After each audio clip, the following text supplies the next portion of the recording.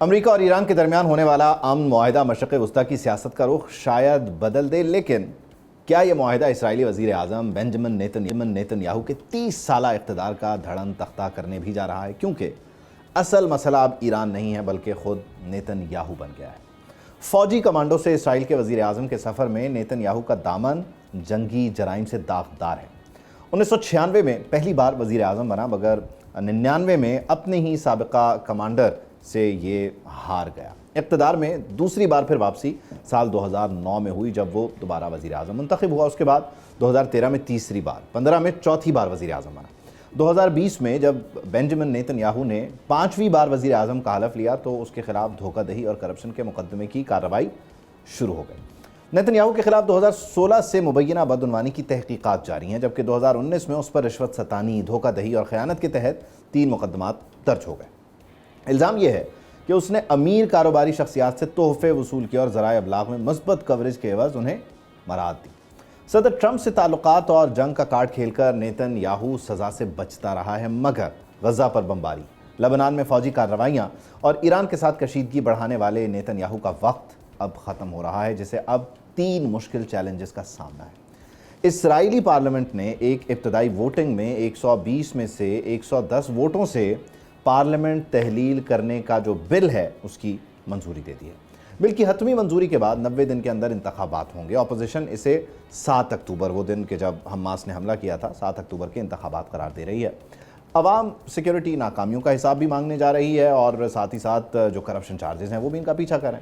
برطانوی اخبار دی گارڈین کے مطابق نیتن یاہو کے 2 بڑے سیاسی مخالفین نفتالی بینٹ اور یائر لاپید نے ٹوگیدر کے نام سے ایک مشترکہ سیاسی اتحاد بنانے کا اعلان کر دیا۔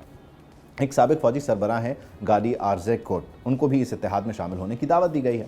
مقصد صرف ایک ہی ہے کہ نیتن یاہو کے طویل اقتدار کا خاتمہ ہو، جبکہ اکانومسٹ کے مطابق اسرائیل کی موجودہ اتحادی حکومت اپنے اختتام کے قریب پہنچ چکی ہے۔ 27 اکتوبر تک انتخابات ناگزیر قرار دیے جا رہے ہیں، جس پر مہر امریکہ ایران معاہدے سے بھی لگ رہی ہے۔ امریکی صدر کے بقول انہوں نے اسرائیل کی مخالفت کے باوجود ایران سے ڈیل کی ہے۔ امریکی انتظامیہ کے اعلیٰ عہدیدار کے مطابق صدر ٹرمپ نے ذاتی طور پر معاہدے پر دستخط اس لیے کیے تاکہ دنیا کو یہ پیغام دیا جا سکے کہ وہ اس عمل کو منطقی انجام تک پہنچانے کے لیے مکمل طور پر پرعزم ہیں۔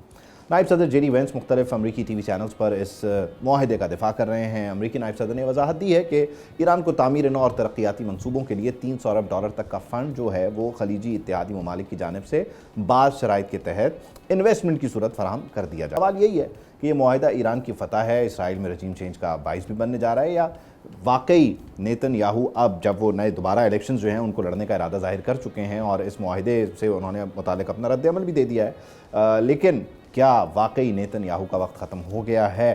اس سب کو ان ڈیٹیل ڈسکس کریں گے، امریکہ ایران معاہدے کو بھی ڈسکس کریں گے۔ یاسر مسعود صاحب نے ہمیں جوائن کیا۔ یاسر صاحب، تھینک یو فار جوائننگ اس، بہت شکریہ۔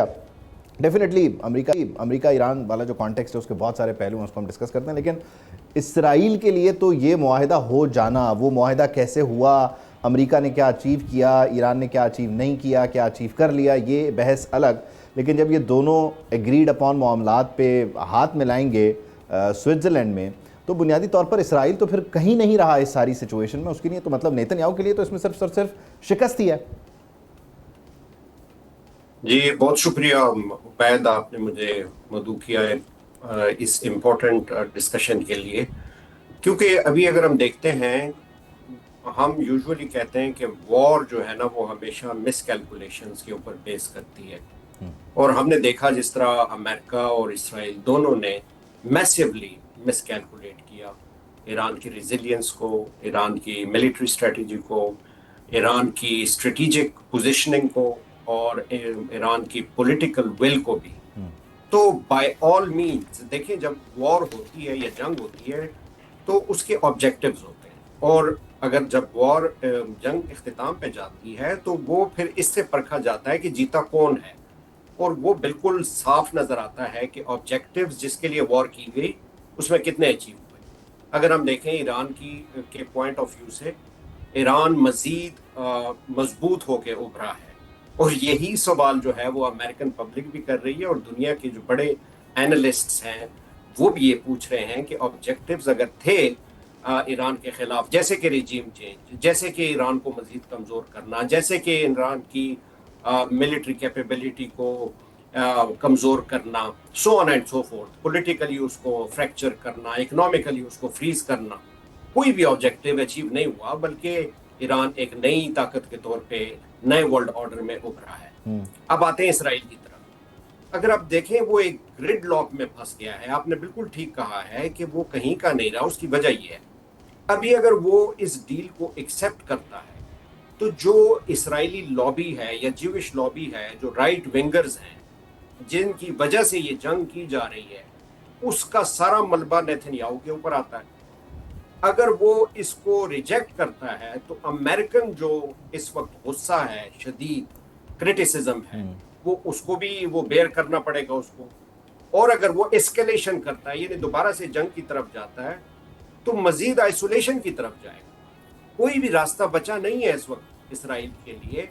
और मैं आपको ये बताऊं कि बेसिकली नेतन्याहू, जैसे आपने इंट्रो में भी कहा कि उसके ऊपर करप्शन चार्जेस हैं, वो जितना इस जंग को तूल देगा, वो उसके बिहाइंड अपनी जो करप्शन है, जो चार्जेस हैं, जो उसका सर्वाइवल है, वो इनके पीछे छुप रहा है, क्योंकि ये उसके पर्सनल इंटरेस्ट। अच्छा, इसमें वो हमेशा एक ख्वाब बेचा करता था ना कि वो ऑल इन जाएगा, ईरान को तबाह कर देगा, ईरान कभी न्यूक्लियर नहीं बनाएगा।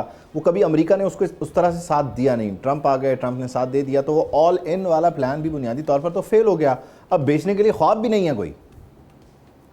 ऐसे ही है। और देखें, ये तो ट्रैप हो गया प्रेसिडेंट डोनाल्ड ट्रंप। वैसे तो पिछले 2 दहाइयों से, 3 दहाइयों से आप देखें, वो यही चीज बेचता आया है कि वो ईरान जो है उसको एग्जिस्टेंशियल थ्रेट समझता है। ईरान को ख़त्म करना, उनको ईरान को कमज़ोर करना, उसकी मिसाइल कैपेसिटी को कमज़ोर करना, उसकी यूरेनियम एनरिचमेंट को ख़त्म कर देना, लिहाजा ईरान को हर तरह से तबाह कर देना। ये सिंपल अल्फाज में ये है कि ये उसका ऑब्जेक्टिव था।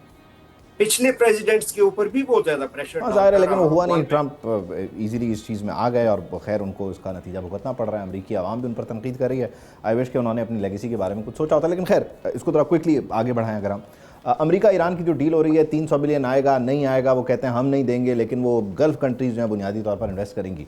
जो इस सारी सूरत हाल में 108 दिनों में हुआ है, 107 दिनों में हुआ है, क्या गल्फ़ कंट्रीज़ इस वक्त अमेरिका, जिस पे वो डिफेंस के लिए रिलाई कर रहे थे, अमेरिकी बेसिस को ही निशाना बनाया गया, उनके अपने शहरियों का भी नुकसान उन्हें उठाना पड़ा, अमेरिका के कहने पर अब वो एक इनडायरेक्ट इन्वेस्टमेंट ईरान में करने के लिए तैयार होंगे, या आप समझते हैं यहाँ रूम होगा फॉर चाइना एंड रशिया कि वो पेनिट्रेट करें जब ये सैंक्शंस वगैरह ख़त्म होती हैं? देखिए, जैसे मैंने पहले भी कहा था कि इस जंग ने एक चीज तो वाज़ेह कर दी है कि हम एक ट्रांजिशन पीरियड में थे। अगर ग्लोबल हम पॉलिटिक्स को देखें तो यूनिपोलर का वक्त तो अब रहा नहीं है, मल्टीपोलर वर्ल्ड ऑर्डर की तरफ जा रहे थे, लेकिन इस जंग ने उसको मजीद तेज कर दिया, यानी जल्दी वो वक्त शायद आ गया। और उसी वजह से जो नई इमर्जिंग पावर्स हैं, जिसमें चाइना और रशिया का बहुत बड़ा रोल है, इसमें पाकिस्तान, ईरान और मिडिल पावर्स जो कि इवन गल्फ स्टेट्स में भी हैं, ये भी मजीद सामने उभर के आई हैं। एक अच्छी बात ये भी हुई है कि देखें, जब हम इस कॉन्फ्लिक्ट को रिजॉल्व कर रहे थे तो जो रियल जेन्युइन स्टेक होल्डर्स हैं इस रीजन के, उन्होंने मिलकर फैसला किया है, ना कि एक हेजेमोन ने लाइक अमेरिका या किसी और ने, कि वो यूनिलैटरली जो है इस यहाँ की तकदीर का, यहाँ के फ्यूचर का जो है वो फैसला करे। बिल्कुल रूम है चाइना के लिए भी और रशिया के लिए भी और बाकी कंट्रीज के लिए भी। वो देखें, ये मैनेज्ड किस्म की जो एक कंपटीशन है वो शायद रहे, लेकिन एक चीज जाहिर हो गई है कि हर एक कंट्री की जो है वो स्ट्रेटेजिक मिसकैलकुलेशंस थी और शायद लिमिटेशंस भी थी। मेरा ख्याल है बहुत सारे गल्फ कंट्रीज सिवाय चंद को छोड़ के, अगर जीसीसी में बात करें, वो ईरान के साथ अलाइन होना चाहते हैं। उसकी वजह यह है कि ईरान के साथ दुश्मनी में ज्यादा नुकसान है, फायदा नहीं है। अच्छा, इसमें यासिर साहब एक ख्याल है, ज़ाहिर है क़यास पर मबनी है, लेकिन हम बहुत सारी चीज़ें इस तरह डिस्कस कर रहे होते हैं। अब तक ईरान ने बुनियादी तौर पर गुज़श्ता कोई 46-47 साल में जो उनका ऑपरेट करने का तरीका है वो बड़ा आप कह लीजिए बड़ा सिक्योर है, बड़ा इंटैक्ट किस्म का है। वो बाहर की दुनिया से अलग होके अपना एक सर्वाइवल जो है उसका एक तरतीब और तरीक़ाकार वज़ा कर चुके थे। अब अगर वो सैंक्शंस हटती हैं और वो दुनिया के साथ उन्हें ना सिर्फ इन्वेस्टमेंट के पॉइंट ऑफ व्यू से, उन्हें टूरिस्ट भी अलाउ करने पड़ेंगे, ज़ाहिर लोग जाना चाहेंगे, देखना चाहेंगे उस कल्चरल हेरिटेज को। ईरान क्या इस सब के लिए तैयार है? क्योंकि ये एक रूम है पेनिट्रेट करने का, यहाँ से एस्पियोनाज का रास्ता खुलता है, یہاں سے آپ رجیم چینج کے لیے جو سافٹ مینیپولیشن ہے اس کے لیے کارروائی کر سکتے ہیں، اور اس کے لیے امریکہ CIA ڈیفینیٹلی ان کے ٹولز ہیں، دے نو ہاؤ ٹو پینیٹریٹ. اور کنسیڈر کریں موساد جب ان کے ساتھ الائن ہوتا ہے تو یہ کتنی بڑی ولنربلٹی ہے ایران کے لیے خود. دیکھیں جب سینکشنز تھی بھی اور پچھلے 47 ایئرز میں ڈسپائٹ دا فیکٹ کہ وہ آپ نے جیسے کہا کہ وہ زیادہ جو ہے وہ انڈورز رہے ہیں، یا انہوں نے بڑا جو ہے ایک ان کا اسپیشل ایک ڈفرینٹ قسم کا جو ہے وہ ایٹماسفیئر ہے جس کو انہوں نے بچائے رکھا، پریزرو رکھا ہے، اسی لیے 6000 ایئرز اولڈ کی سویلائزیشن ہے. یہ طریقے، یہ جو نئی ٹیکنیکلٹیز ہیں اب جو وار فیئر میں آئی ہیں، یہ تو پارٹ اینڈ پارسل ہیں آج کل کی ماڈرن وار فیئر کا، اور اس سے ایران پوری طرح باخبر بھی ہے. میرا پوائنٹ یہ ہے کہ ڈسپائٹ دا فیکٹ تیار تو وہ ہے کیونکہ وہ گرو کرنا چاہتا ہے. اور اگر آپ ان کی پولیٹیکل لیڈرشپ کو بھی دیکھیں، کتنے ویل کیلکولیٹڈ، کتنے جو ہے وہ ٹھہر کے اور ہر چیز کے اوپر انتظار کر کے، ہر چیز کی کیلکولیشن کر کے وہ اس ڈیل تک پہنچے ہیں. یو کین انڈرسٹینڈ کہ جو ان کی پولیٹیکل لیڈرشپ ہے وہ بڑی میچور ہے، وہ سارے پڑھے لکھے لوگ ہیں. یہی جو ہے وہ ڈفرینس ہمیں دیکھنے میں آیا ہے اس وقت. اگر ہم امریکہ کی یا ایران کی سائڈ کی بات کریں، جتنے راؤنڈز آف نیگوسیشنز بھی ہوئے ہیں اس میں ہم نے دیکھا ہے کہ ایران کی سائڈ نے کتنی میچورٹی شو کی ہے. میں سمجھتا ہوں کہ اس وقت جو باقی ان کے ساتھ الائنس ہیں باقی کنٹریز کا، چاہے وہ چائنا ہو یا رشیا ہو، اور ایران کو خود بھی اس چیز کا پتہ ہے کہ ہمیں ان چیزوں کا سامنا کرنا پڑ سکتا ہے، میرا خیال ہے وہ پوری طرح تیار ہے. لیکن اچھی بات یہ ہے کہ وہ الائن کرنا چاہتا ہے، گرو کرنا چاہتا ہے، اپنے لوگوں کو بیٹر لائف دینا. یہ اس کا حق بھی ہے، ڈیفینیٹلی اس کا حق بھی ہے، جس سے اسے محروم بھی رکھا گیا. لیکن خیر دیر آیت درست آیت والا معاملہ ہے. لیٹس سی جمعے کو سائننگ کے بعد معاملات کتنی تیزی سے آگے بڑھتے ہیں. بہت شکریہ یاسر صاحب.